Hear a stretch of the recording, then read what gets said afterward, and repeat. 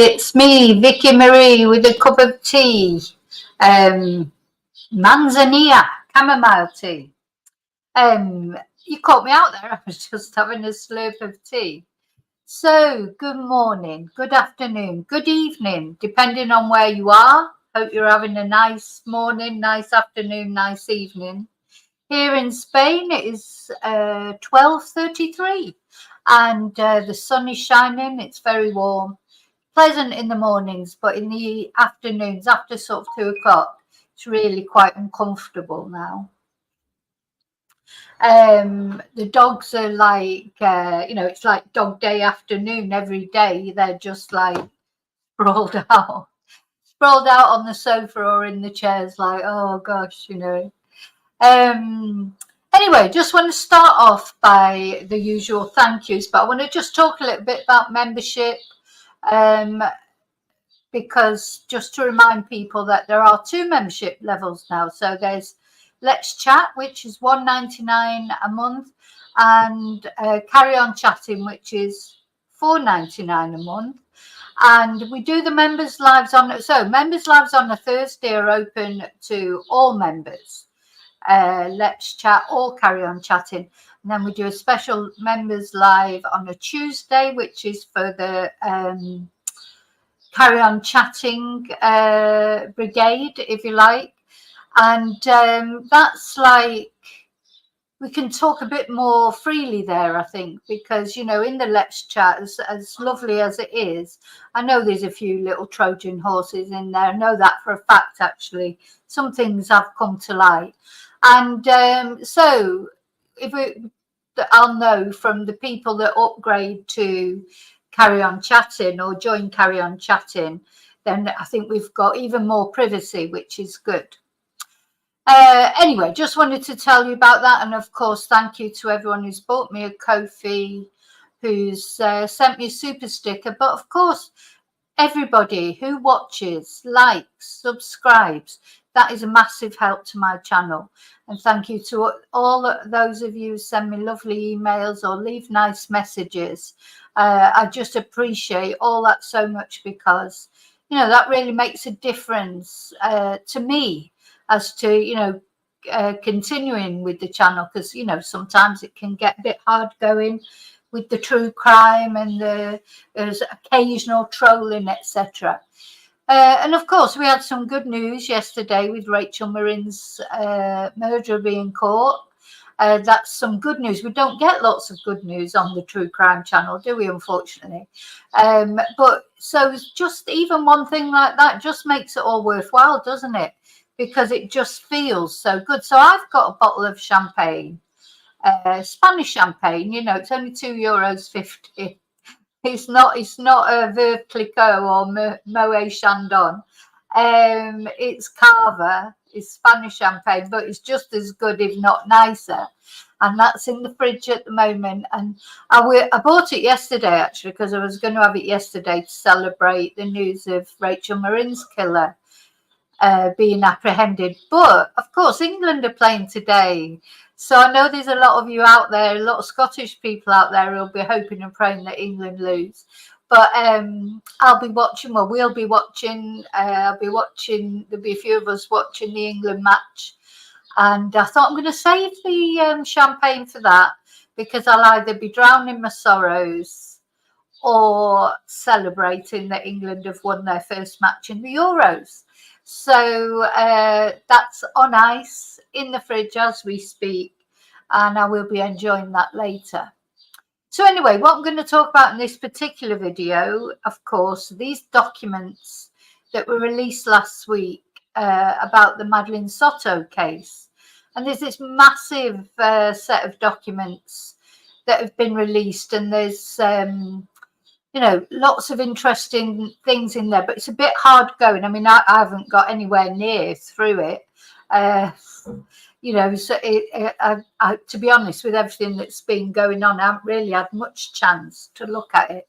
So as I think I said to you, what I'm going to do is I'm going to release it bit by bit, if you like, talk about I've joined somebody else. It's really difficult to get hold of this document. In the end, I've joined another YouTuber's Patreon so that I can look at the documents on there. It'd be great if you can't, I can't just download the documents, unfortunately. They're like in PDF form, but I can't see a way that I could, so I have to keep going back to the Patreon. It's just uncomfortable. Whereas if you had a PDF with the whole set of documents, it's just easier to go through. But anyway, I'm only going to go through them a bit at a time. I'm going to start right at the beginning. Some of the documents we don't really need to go through, like there's the maybe we will on a different, at some point. But they've got like, there's things like the his phone satellite data, Stefan Stearns' phone satellite data. But they're just like visuals, sort of it is. I'm not going to go through them. I'm going to go through like the written things, the statements, the interrogations, etc., and see what we can, make of them. And as I say, just a trigger warning, because some of it is quite grim reading. And as we know, well, just in case anyone doesn't know the background, of course, this is Madeleine Soto we're talking about. 13-year-old girl went missing the day after her 13th birthday, and it transpires that her stepfather or her mother's partner has been abusing her for years, because there's evidence on his phone. And then later they found her body. They arrested him because of the stuff on his phone. Then they found her body, and poor Madeleine it seems like she was strangled, but we haven't had official confirmation of that. That's the sort of what people are saying. People with people with good sources, but we don't know for certain that. So I've just got to put that caveat in there. And in the same vein, though, what I want to say before I start is, because although Stefan Stearns sort of described himself as Madeleine's stepfather, today is Father's Day, and I did put a post on the community. I want to say Happy Father's Day to all those good fathers out there. There's so many good fathers, stepfathers, adoptive fathers. There's fathers of fur babies. There's surrogate fathers, just people that have given people like a fatherly figure to people. So I want to give a shout out to them, because there's more good fathers out there than there are bad fathers. Unfortunately, Stefan Stearns is, someone who gives a stepfather a bad name. But there's lots of really good stepfathers out there who take on somebody else's children, normally because the other person maybe doesn't want to take them on, and do fantastic things. So I just want to give a shout out to all the good fathers or father figures out there. And it may be, as I say, father of a fur baby. Some people don't have children, but they've got their kids. So any father of any way, shape or form, any good father, not Godfather, good father. Thank you. Thank you for all you do, because fathers are necessary in the world. Okay, I'm going to say hello to everybody now. I'm sure you've all been chatting between yourselves. Hi, Tracy. Back to reality. Hey, Tracy. Hi, Phaedra. So Phaedra's just saying, apologies for being silent. My phone broke and I had no phone for months. Oh, bless. Oh, no, it's good to see you back, Phaedra. Hi, David. Hi, Kelly. Hi, Maggie. Hi, Laurie.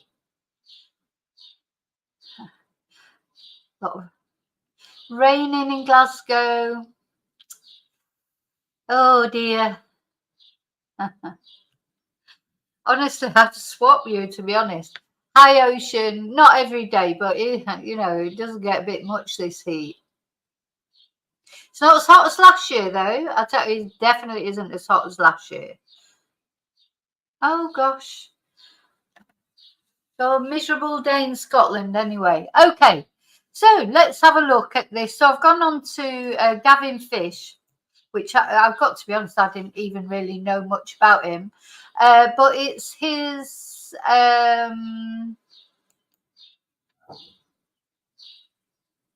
it's his Patreon that I've joined to get because he's put his he's got these documents.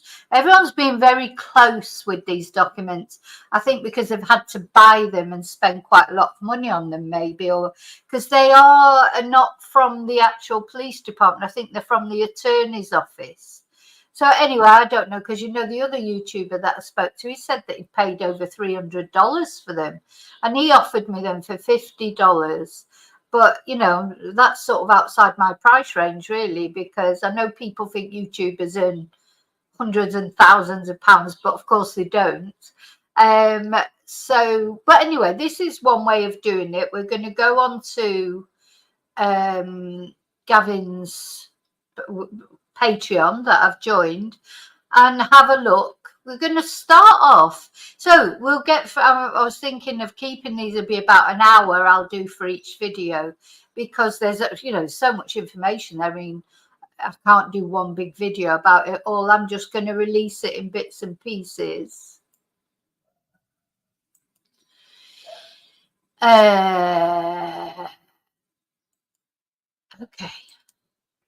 So yes, so they're on there. So this first one is just GPS data, and it's just really, I don't think we need to look at that.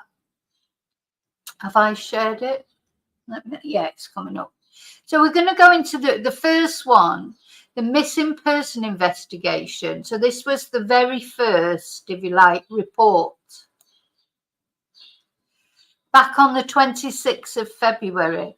What's very disturbing about this case, I mean, everything's disturbing about it, but it just makes you wonder, doesn't it? Because poor Madeleine, she'd been being abused for years, since she was 8 years old, so for at least 5 years. So how many other people are out there? How many other ticking time bombs are there out there? Girls and boys being abused by parents or step parents, or family members, or friends of the family. They're like ticking time bombs, aren't they? Because for all those years when Stefan could control Madeleine, he was, of course, sort of enjoying the time that he was having with Madeleine. But then I think well, we don't know for certain, but did it come to a point when she got to 13 that she started saying no to him? It just makes you wonder, why did he suddenly, why did he kill her? Because he was enjoying her, so it's odd that he did, in my opinion. There's obviously a reason for it. Okay, so we're going to look at the incident report. So this is the very first report. So on February the 26th, 2023, at approximately 1948 hours, I, Deputy Joseph, responded to, and a lot of it's redacted, I'm not sure why, but anyway, it's probably something to do with the legal implications. Responded to something regarding a missing juvenile. Whilst on the scene, the step-parent stated he dropped his daughter off at school. So, so straight away they're calling him the step-parent, and he dropped his daughter off at school. But of course, they weren't married, him and Jen. And he had been living away from the home for a while. He'd been living at his parents'. It was an off and on relationship that Stefan Stearns and Jen Soto had. So, but straight away they're describing him as the step-parent, dropped his daughter off at school. And when the mother went to the school, the daughter was not there. So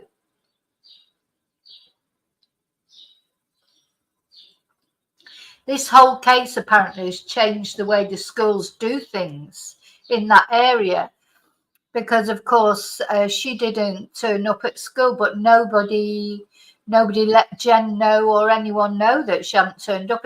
Wasn't policy to do that. So, oh gosh, I haven't changed the tab over. Sorry, there you go. Yeah. I've just realised I haven't changed the tab over. So yeah, Maggie, it was meant to be on the screen. It'll come up in a bit. It should be up there now. There you go. There you go. So yeah. So straight away, step parent, daughter. Oh, and so yeah. So apparently they're going to change that now, because really, when a 13-year-old doesn't, when they take their register in the morning, someone who's under the age of 16 really should be reported, shouldn't they? The parents should be phoned and saying, why aren't they at school? If the parents haven't actually phoned in, to say that they're ill and they can't come or whatever, or, if it's not a planned day, really that seems logical, doesn't it? And I've got experience of this, because this happened with my son when he started going through his, let's say, the difficult phase. I think he was 13 actually, maybe 14. Of days that he didn't go to school, nobody told me, and he was pretending he was going to school. And anyway, it's a long story. I'll do a video one day. But, this is it, when kids do things like that. They say they're going to school, and then they go off, meet the mates, go around town, go to the shopping centre, or not that he was doing that, because in my little village I haven't got anything like that. That's what teenagers do. Lots of teenagers do it. So really, it should be just policy in every school, surely, that if people don't turn up, if children don't turn up for school, especially teenagers, the parents should be notified, because it was a few days before I was notified. Somebody did phone me up in the end, but it was days later. It was nearly a week after it's not gone all week.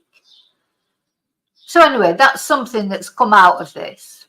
Obviously, it doesn't save Madeleine. It wouldn't have saved Madeleine that day, but it might have, the police would have been alerted sooner, surely.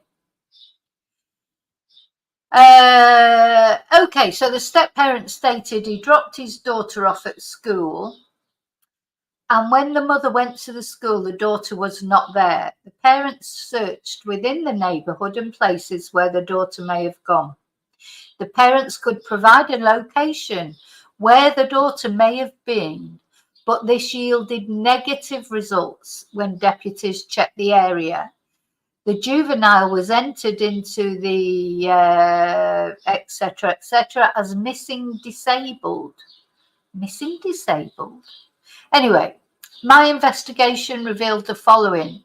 When I arrived on the scene, I spoke with the mother, who gave me verbal and sworn written testimony. Now, we've seen that, haven't we? We saw, I think, is he talking about when the police arrived there? We saw that interview in the lobby, didn't we? When the police went and interviewed, is that what we've seen? On February the 26th at approximately 8 a.m. Now, this is where I think it's saying that Jen observed, obviously Madeleine, getting dressed for school. Stepfather Stephen Stearns took her to school. So Jen is saying here that she observed her getting dressed for school. It's very strange, that, isn't it? Because, that if out of anything that, may indicate that Jen Soto is not only thick, but actually involved, is this statement that she observed her getting dressed for school. But of course, we don't know what's transpired since then. Was she told to say that by Stefan? She was very insistent on the black shorts, wasn't she? But it turns out Madeleine actually didn't have black shorts on when she was found. Anyway, she was wearing jeans. So stepfather Stephen Stearns took her to school, dropping her off near the intersection of Town Loop Boulevard and Hunters Park Lane at approximately 8:30 a.m. So then the mother went to the school in an attempt to pick up Madeleine. I don't know why all these things are blocked out. At approximately 1600 hours. And when she discovered that she had not made it to school, in an effort to find her, she looked through the neighbourhoods nearby the school and went to her mother's business office located at blah de blah. Now, was that where they were when the police turned up? Because it was an office, wasn't it? Her mother's business office. I'm not sure what business her mother has, but I later spoke with Stephen Stearns, who stated in a verbal and sworn statement the following. At approximately 8:25 to 8:40, Stephen dropped Madeleine off approximately 1 block away from her school. Stephen watched her leave his vehicle and walk towards the direction of the school. So, of course, we know that this is all, everything Stephen says is a lie. You know, the jury's out on Jen. Well, what she said was a lie, but the reasons why she said it was a lie. Everything Stefan said is a lie. You know, this watching her leave his vehicle and walk towards the direction of her school. As Stefan was driving away, he could see what appeared to be Madeleine searching for her book bag. He did not think anything of it, due to the fact she usually looked through her bag to find headphones so she could put them in before going to school. Stefan began heading home and he attempted to stop for a vape juice at a nearby vape shop, but determined it was closed. Now, that again to me is a lie, an obvious lie, because I'm sure if he, regularly bought vapes, he would know exactly what time it opened, because that, well, having said that, he said he didn't drop Madeleine off at school normally, did he? So, yeah, it's just, why did he drop Madeleine off that? How is he going to get around the fact of why, when he didn't normally drop Madeleine off at school, why was it arranged that he would do it that morning? Did he say to Jen, "Oh, I'll drop Madeleine off at school this morning," when she was already dead, obviously? Is it him that's put the suggestion in Jen's head? I did feel like, looking at Jen, it was like a lot of things were dawning on her, and I do think she is on another planet, but we'll find out. It'll all come out in the end whether she was guilty or not. So Stefan went home to Kissimmee. Once Stefan was home, for about an hour, he went back out to retrieve a vape juice and then run errands. He stated he stayed home at approximately 14-30 hours. So, of course, we know now that what he was actually doing was trying to, having a flat tire and disposing of Madeleine's poor body. While on the scene, I had Deputy Diaz go to the grandmother's home due to the close proximity to both the school and the grandmother's business that Madeleine would frequently visit. Deputy Mooney was able to establish an attempt to contact Madeleine to see if she had made her way back to her mother's home. Both addresses yielded negative results. And, you can just imagine that. You'd be thinking, wouldn't you, oh, she'll turn up in a minute. You'd go to the grandmother's house thinking, oh, she's probably gone back to her house. And then you go to her house, think, oh, has she turned up at the grandma's office? All those, I expect in that very first instance, there wasn't a lot of concern. Because of her being 13. I mean, obviously, if she was 6, there'd be a concern. But, the police, at the end of the day, expect they deal daily, if not weekly, with teenagers disappearing and reappearing again. So there probably wasn't too much consternation right in the beginning.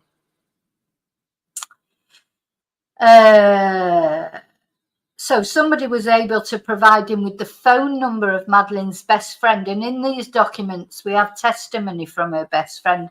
That's very interesting testimony as well.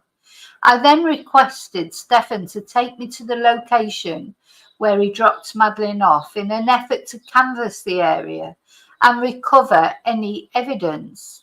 As I canvassed the area on foot, I was able to locate a camera in front of Unit 106 in the Urbana apartment complex, and active cameras at Peace Church property. Deputy Rodriguez was able to make contact with a worker from the Peace Church. Someone saying that, hi Chumba, from the Peace Church, who was able to follow me to view playback footage from the 26th of the 2nd. With my body-worn camera activated, I was able to see what appeared to be a juvenile enter the property from Town Loop Boulevard. And this is what threw them off, wasn't it? Because some young person was seen at approximately 8:40 hours, and he saw them sit down on the CCTV, sit down on the ground in the parking lot, and then get up and leave the property towards Town Loop Boulevard at approximately 8:58 hours. Now, this is the only thing that Stefan Stearns' defense lawyer has got to cling to, isn't it? They're going to cling to that and try and make it out, that was Madeleine, and he did drop Madeleine off. But of course, I expect all the later footage and that doesn't back it up. But I think that's one thing that the defense lawyer is going to cling on to. After reviewing the videos, I made contact with someone and Stefan one last time for the night in an effort to get an article of clothing that has a large scent on it. The K9 unit met me to verify the clothing had not been contaminated. Once the clothing was verified, the K9 unit and I went back to the last known location she was seen and began a track. The track yielded negative results. Well, that's because she was never there, was she? She was never there, so that's why it yielded negative results. It should also be noted that someone stated, I wonder who that was, whether it was Jen or Stefan, that Madeleine is diagnosed with autism and ADHD and takes Adderall. I don't know what some of you might know if you've got a family or a personal experience with autism and ADHD. You may know what that medication is. I don't know what that medication is. Hi, Unity. So, that's galling as well, isn't it? Madeleine had been diagnosed with ADHD and autism, but was she really? It's like quite often that happens with abused children, isn't it? They get diagnosed with something, but really it's what they're going through.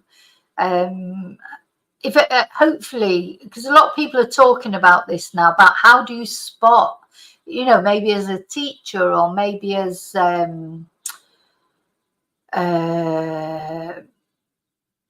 somebody that's got some, a friend of the family or an auntie or an uncle or whatever.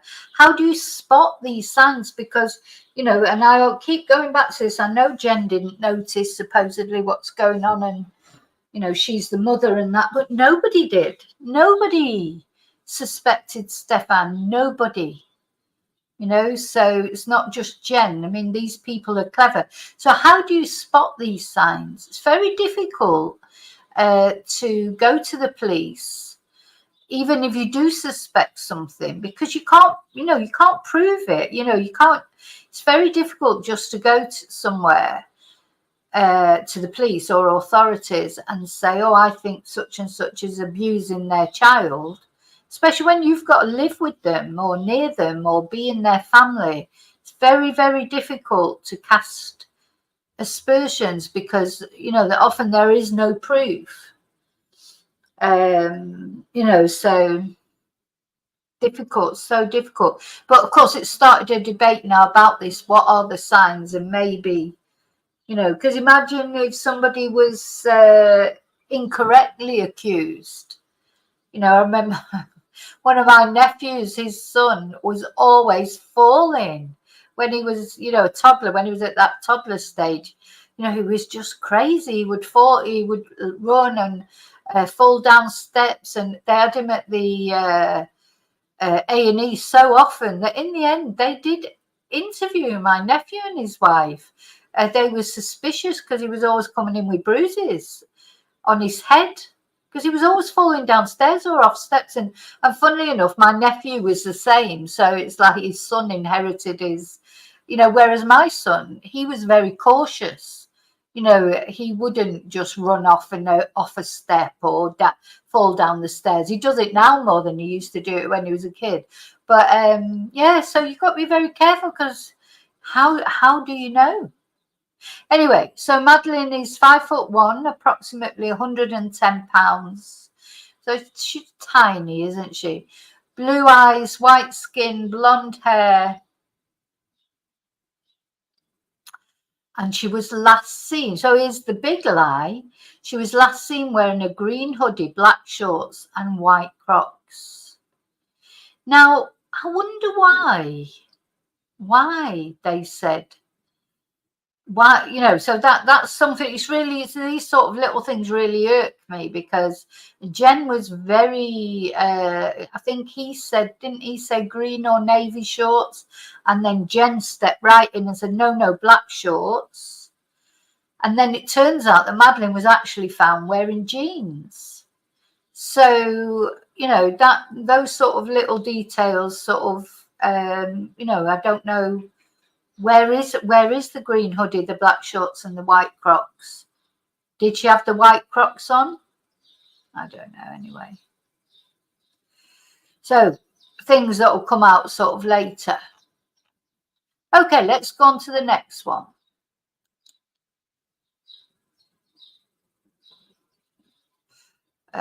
So that was the first one.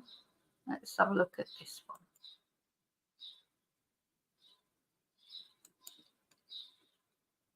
So I just have to go through the documents and see if there's anything. You can see a lot of it's blocked out, not really sure why. But anyway, maybe it's addresses and things. Oh, I don't think there's anything on that one. Nothing on that one.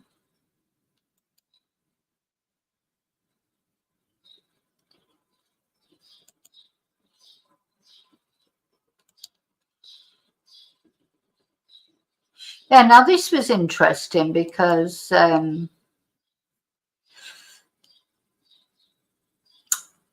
this is the incident report.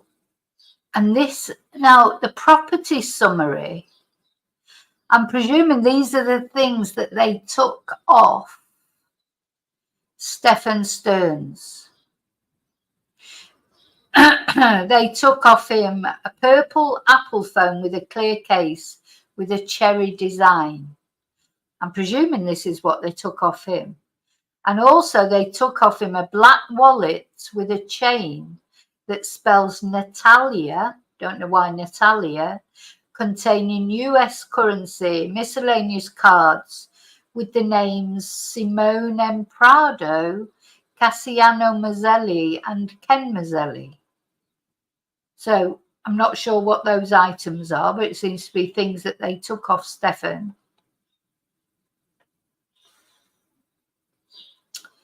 So this is when they arrested him, I presume, because they're calling him the defendant now. Yeah, going back to the possessions.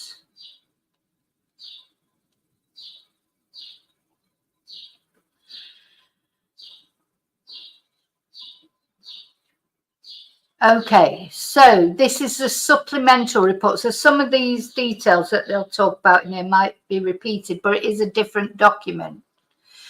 So background, on Monday, February the 26th at approximately 1948, where we've read that. So let's go to the initial response. Stefan stated he dropped her off approximately 1 block. Oh, we've been through that. So Madeleine's mother stated she last saw her at 8 a.m. on the morning of, this is the thing against Jen, isn't it? Jen categorically stated, we know that word categorically, don't we? Categorically stated that at 8 a.m. she saw her getting ready for school, but she obviously didn't. She then left with Stefan, and then at 4 o'clock when she went to pick her up from school, she was informed that she did not make it to the first period. After checking nearby places, sometimes that Madeleine sometimes goes after school, she called 911 to report her as missing. Hi, Ali. Responding deputies completed area checks of the surrounding area where she was last seen, but with negative results. Deputies were unable to reach her by phone because her phone was left at home that day. I mean, that straight away is a red flag, isn't it? Because teenagers just don't leave their phones at home. They just don't. They just, they're glued to them, aren't they? I've forgotten where I'm up to now. Attempts were made to track her OCPS laptop. However, the last pinged location of the laptop was located at a nearby church located at Town Loop Boulevard. Oh, so that is the last, which showed what appeared to be a juvenile being dropped off at the church at approximately 8:40 by a dark car. So the last ping of the laptop was in that area. The juvenile sits in the parking lot for approximately 15 minutes before walking away. I'm just wondering if Stefan saw that. When Stefan drove to the school with Madeleine sitting up in the car to make it look as if he'd taken her to school, do you think he saw this juvenile being dropped off and thought, oh, and then just copied like what had happened? He sort of just copied what he said had happened with Madeleine. Is that what gave him the idea? Because he would have been racing in his head, trying to think, what am I going to say? What am I going to say?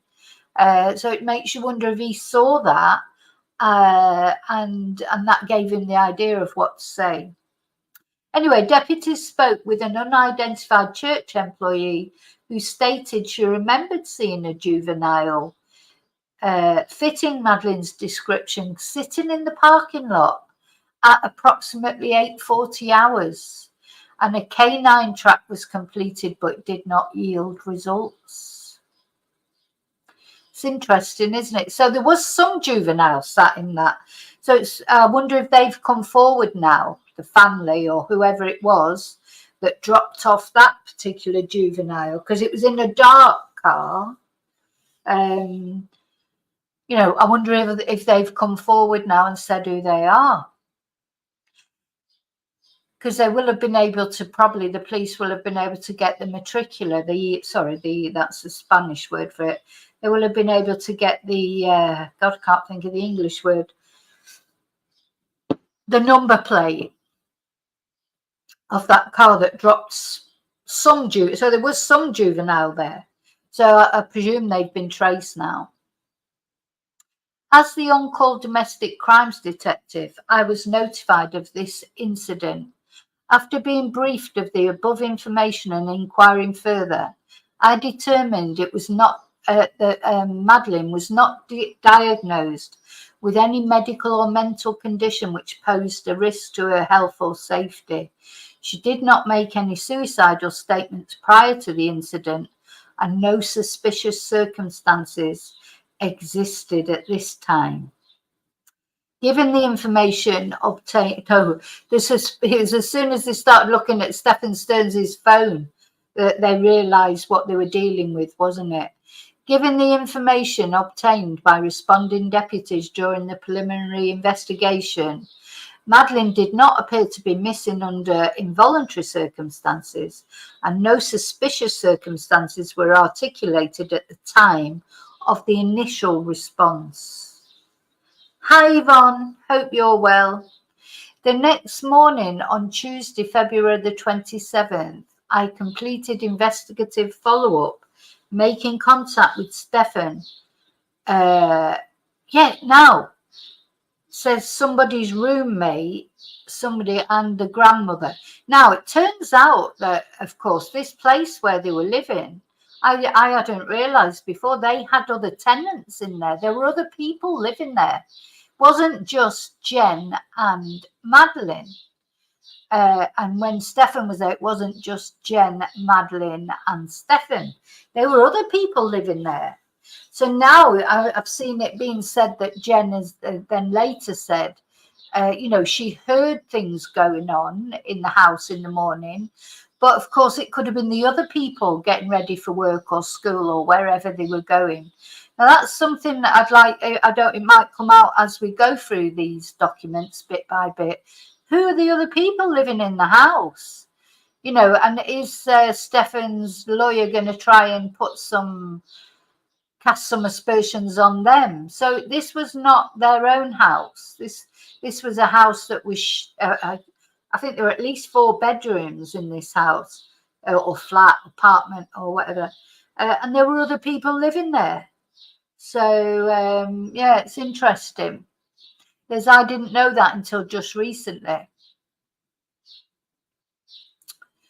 Where are we? Sorry, I've lost my place now. Yeah, so I also responded to the church and obtained a copy of the video seen by the deputies who responded the previous night. In the video, I observed an individual being dropped off in the church parking lot by a dark sedan. So, who was that? The individual gets out of the rear driver's side of the vehicle. After the vehicle drives away, the individual walks out of camera view toward Town Loop Boulevard before walking back into the church parking lot and sitting down for approximately 15 minutes. The individual then gets up and walks towards Town Loop Boulevard out of camera view. Due to the quality of the video, I was unable to positively identify the individual given in the video as Madeleine, as I was unable to accurately describe the vehicle or the individual's clothing. So it was apparently very bad footage, wasn't it? It was very grainy footage. Though I expect they've enhanced it since then. But, by now, they probably will know who those people were. After completing interviews, I obtained consent to search Madeleine's, will it be Madeleine's phone or Stefan's phone? And a forensic examination was completed on it. I also completed a query of license plate readers, which revealed certain inconsistencies in statements collected by Stefan. Stefan, he's like the David Knezovich, isn't he? Of, thinking he was cleverer than the police, cleverer than CCTV, cleverer than the factory reset people, etc. Just luckily, thankfully, some of these criminals, they are so thick, like him.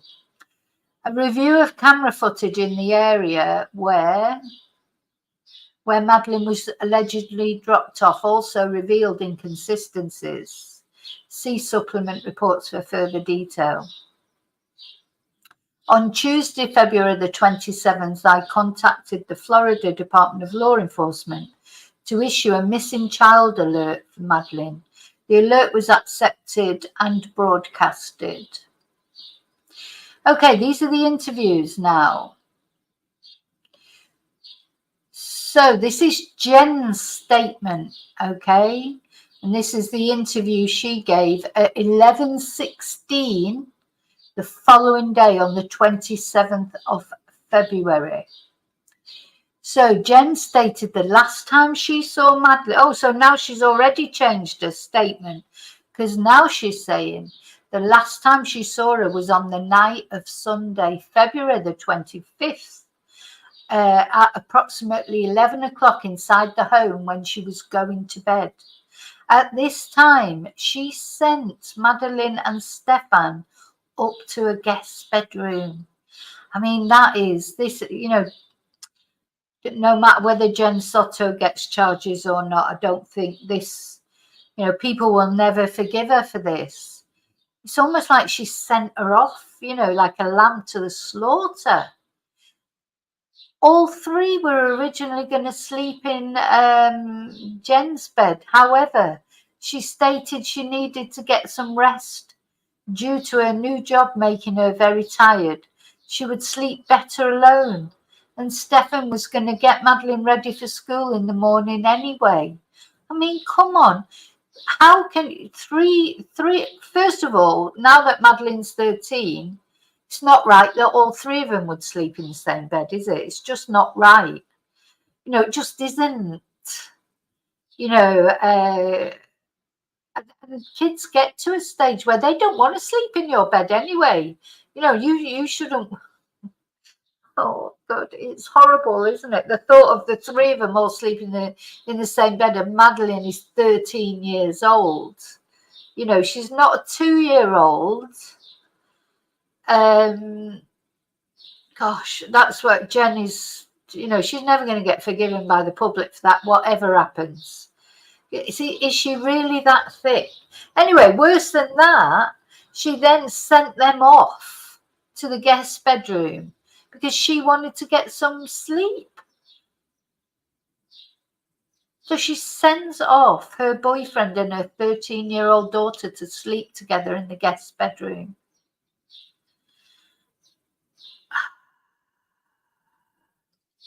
Stefan no longer lives in the home. I'm going to have to get some sound effects, and things so that I can actually I can play something that just expresses how ridiculous this is, because it's just unbelievable, isn't it? I wonder, I don't get speechless very often, and here I am speechless again. So Stefan no longer lives in the home with Jen and Madeleine as he moved out in December 2023. However, he has come to visit 2 or 3 times since then. When Stefan visits the home, he will sleep in the guest bedroom upstairs. Exactly, fair enough. But why he doesn't sleep with Jen? Why don't Stefan and Jen sleep together? Like a couple, but okay, fair enough. If they don't, he sleeps in the guest bedroom. But where's Madeleine's bedroom? Oh, so Madeleine and Jen sleep together downstairs. Why? Has Madeleine not got a bedroom then? Right, so if Madeleine's not got a bedroom, because maybe like for financial reasons, maybe they share this place with other people, you just get bed settee, don't you? A bed settee in the bedroom, or another bed in the room, like a single bed or something. What, you don't all sleep together, and Stefan as well. Anyway, I'm going to stop going on about that because I will never see any reason in that. The reason Stefan moved out of the home is because he was offered a job by his father. However, the job fell through and he's trying to move back. Typically, when Stefan visits, he will stay for a few days. However, this time he planned to stay for a week. Stefan either arrived on Saturday, February the 24th, or the morning of Sunday, February the 25th. However, he does not remember when, or Jen does not remember when. Who doesn't remember? How do you not remember what day somebody arrived? So you can't remember if he arrived on Saturday or Sunday. And it's only Tuesday. I could see like 3 months later if you were trying to think. But literally, it's Tuesday, and Stefan cannot remember if he arrived on Saturday or Sunday. Whatever. On the morning of February the 26th, Jen was woken up by Stefan taking their dog for a walk at approximately 7 o'clock or 8 o'clock. So now she's at, Jen further explained she did not actually hear Madeleine getting ready in the morning specifically, as there are also 2 roommates in the home. Jen fell back asleep shortly after being woken up. Well, she's on all sorts of medication and that. She'd been working the day before. All she's interested in is her sleep. You know, it's crackers, isn't it? Hi, Michelle. So she did. So now she's admitting she did not see her that morning, and she doesn't even know if who she heard getting ready because there are two roommates in the home. And then she fell back asleep.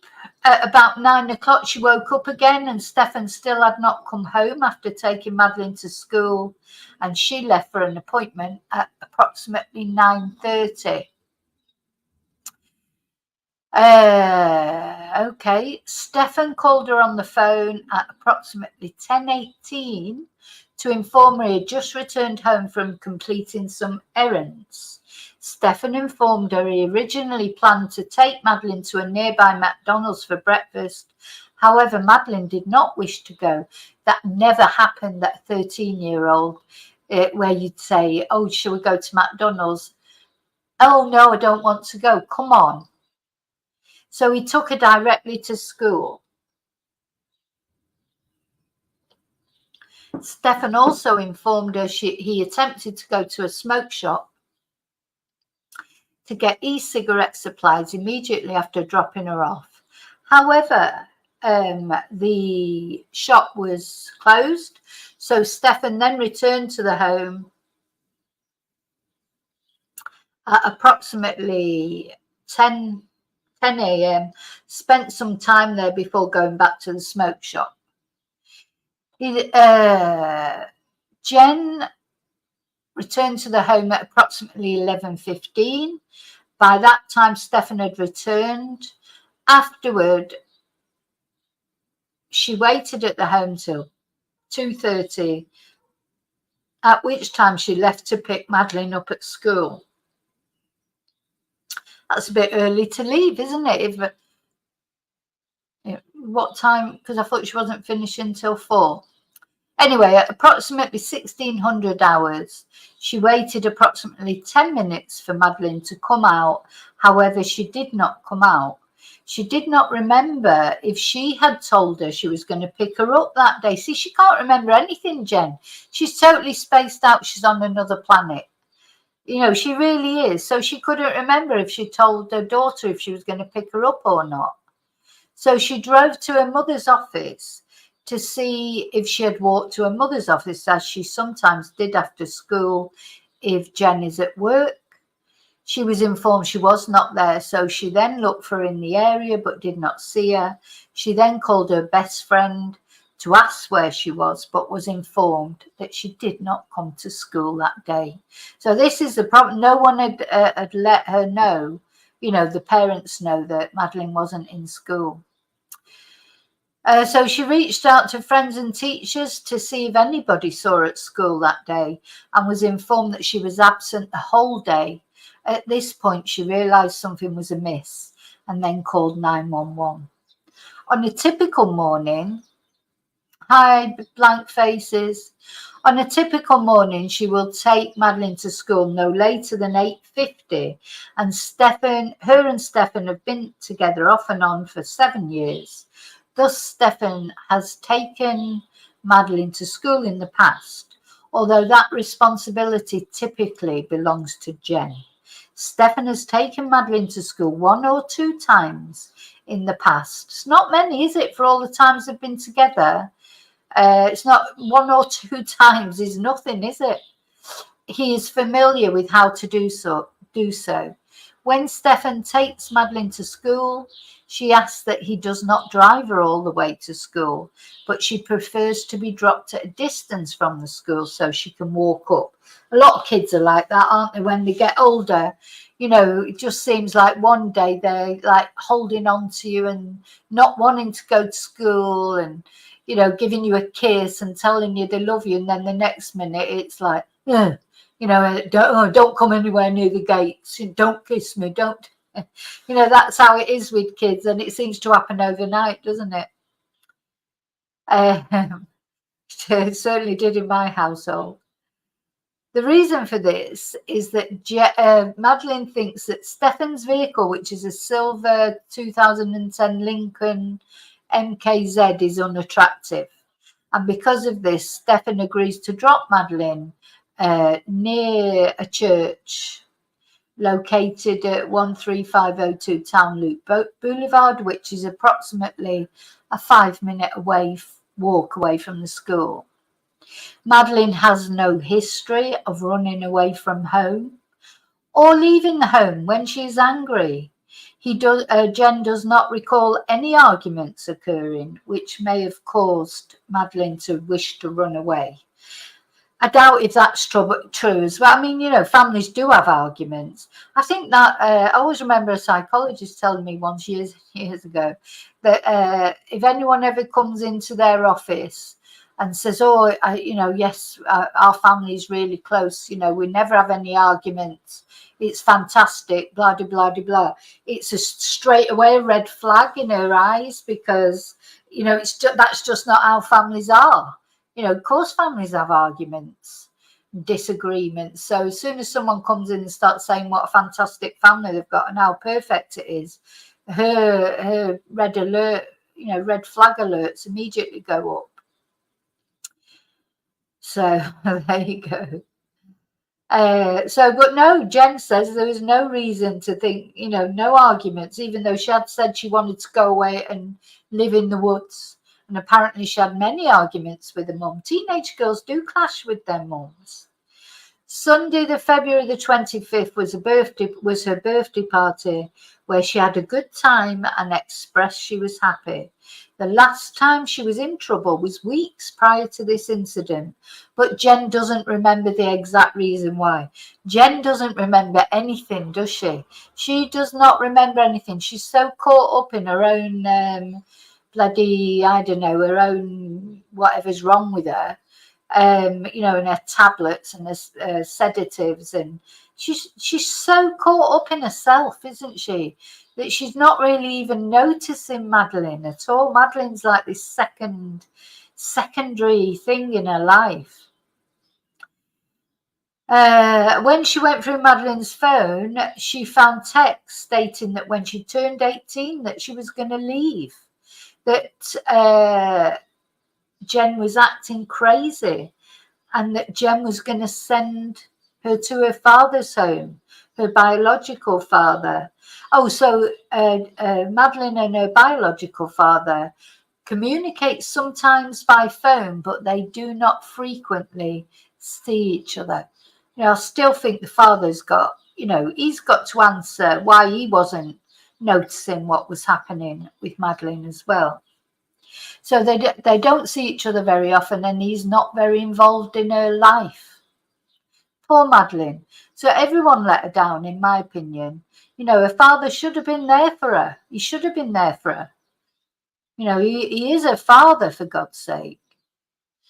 Anyway, Madeleine is diagnosed with attention deficit hyperactive disorder, and she's known to forget things frequently. I think Jen's got a bit of that, to be honest. Jen hasn't remembered anything yet. On the morning of February the 26th, she did not have her phone with her as she forgot it at home that day. I don't believe that for a minute. Despite this, she functions at the level of a normal 13-year-old child. She has not complained about anything at school, but she is aware that she's always behind on her schoolwork. She does not currently have a boyfriend. However, Jen was informed by Stefan that Madeleine said, so by Stefan. That's an interesting nugget, isn't it? So Stefan told Jen that she has a crush on a boy in her school, in her class, named, and there was a name there, but it's been redacted. It's a strange thing, isn't it? Why would Madeleine tell Stefan that she had a crush on a boy at school? And I don't believe that Stefan would have liked that at all. If that's true, if it's true, because it may not be true, this might be a red herring flung out by, hi Popeye. This might be a red herring flung out by Stefan. How strange. Like, I'd sort of heard that Madeleine supposedly had a crush, but I didn't realise it was Stefan that told Jen that. I think that's very significant. Why has he told Jen that Madeleine has a crush on a boy in her class. And why would Madeleine tell Stefan? Anyway, Jen does not feel that Madeleine would run away and express that she believes she was involuntarily taken. She was aware of security camera footage recorded in the area of where Madeleine was dropped off. She stated it's not abnormal for Madeleine to sit in the parking lot of that church while she waits to be picked up from school, so she is familiar with that church parking lot. Jen does not know why Madeleine would stand in the parking lot instead of walking to school. Jen then swore to the truth of the statement that she provided, and the interview was audio recorded. I completed a second interview with Jen for the purpose of clarifying certain information which was collected throughout the course of the day. I presented a still photograph from the video, which was captured by the camera of the church, and asked her if she was able to recognize the car or anyone in the video, Madeleine in the video. She stated she did not recognize the vehicle. However, the individual seen may possibly have been Madeleine, as the individual does appear to be wearing a light-coloured top with darker coloured bottoms. Is that why they were insisting on these black shorts? Because that's what was seen on the CCTV. The person that was seeing the juvenile on the CCTV had dark coloured bottoms. Is that why Jen was insistent it was black shorts she was wearing? Because she wasn't. Well, not when she was found anyway. However, no further identifying features were seen. Jen also reaffirmed her account of previous events. They used to go hiking in the St. Cloud area. However, she has not mentioned wanting to live in the woods in the past, as was seen in a text message in her phone. This comment may have stemmed from talking about the possibility of World War III with the current situation in the Middle East in the weeks prior to this incident. But fair enough, it could be because I've actually been texting with a friend, you know, all these young people are worrying about World War III now. And maybe she did say, oh, I'd just go and live in the woods. I don't know. Jen also reaffirmed that Stefan was in fact not home when she woke up at 9 o'clock. God, so she's saying something complete. How many lies is Jen taking? Oh, no, she reaffirmed. Yes, she had said that. So when Jen woke up at 9 o'clock, Stefan was not home. She called him multiple times, but he didn't return her call till 10 o'clock. And he informed her he accidentally left his phone at home. Sorry, this is where I need these bloody sound effects. He accidentally left all these people accidentally leaving their phones at home. You know, it's a bit too much of a coincidence, isn't it? Everyone on the same day. He returned home at approximately 11:15, at which time, she returned home at approximately 11:15, at which time Stefan was at the home as well. I offered a courtesy ride from the hotel that she and Stefan were staying at. Hotel? Had they put him in a hotel by then? To the Central Operations Building. They must have put them in a hotel, eh? She accepted the offer and I transported her in my agency-issued vehicle in the passenger seat. During the transport, she and I had a brief conversation. While speaking, I noted that she referred to Madeleine using the past tense several times when she mentioned her. I inquired about whether or not it was normal to allow Madeleine and Stefan to sleep in the same room unsupervised. She replied this was not common practice. However, she did not have any suspicion that anything inappropriate would occur. This is where I need the sound effects again. Ridiculous. She used to be hypervigilant around Stefan. However, as the years have gone by, she's allowed Madeleine and him to be alone because they get on very well. Badunk. Go. What sound effect can I'm going to have a sound effect the next time I do this, because it's like, you know, mic drop, isn't it?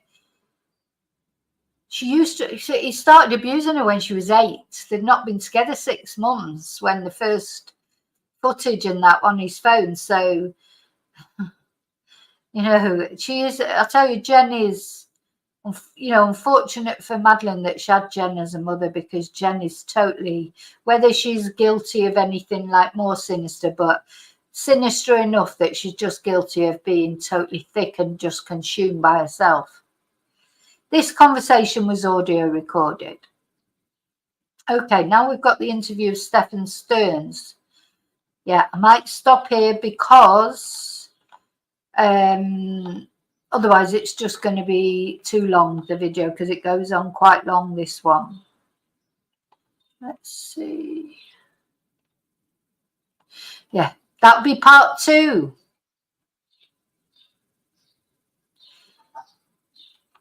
So that's the end of, let's see. Where did I just get to then? God, I've already lost where I was at there. Yeah. Sorry, I hope I'm not making you dizzy by scrolling down.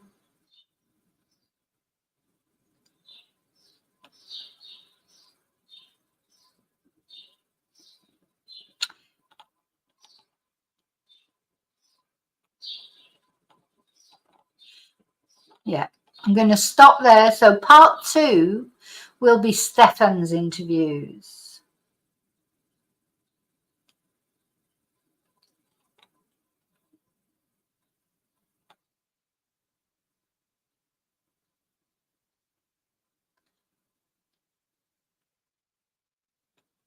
Just can't find the bit where I ended. But anyway, oh, there it is. Interviews of Stefan Stearns. So it's page 6 of 9.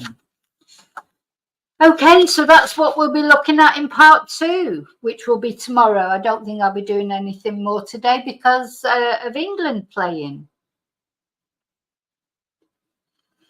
So even just in that very first bit that we've been looking at, there's a lot of interesting information in there, isn't there, that we didn't know. A lot of, you know, I like the details of things.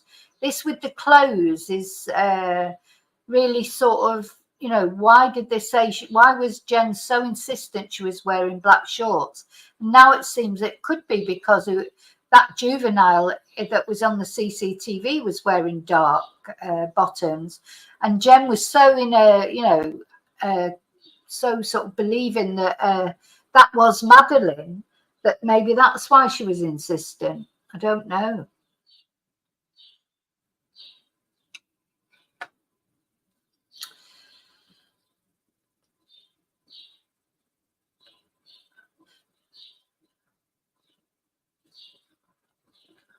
Anyway, so thank you for being with me. Leave your comments as always in the comments section. I know you'll all have opinions on this. You know, it's just, but it's interesting, the details now coming out. I'm glad that I'm able to go through these documents properly, because I know everybody sees something else that they think is important in them, you know. So there's like 20 people could read those documents, and one person will say, well, this is an important bit, and you know, then I might say, oh, I think this is more important. Everybody notices something different, you know, and that's why it's always good to look at other different people's opinions on different things.